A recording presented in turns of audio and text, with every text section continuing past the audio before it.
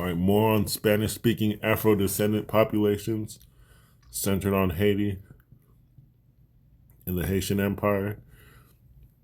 Now with Haiti, Cuba, Dominican Republic combined, they probably have 25 million black descendants or black people, including the mixed ethnicity. So that's between Cuba, Haiti, and Dominican Republic. That's 25 million. And Colombia and Venezuela together, there's some reports of 15 million each. So Colombia and Venezuela is another 30 million.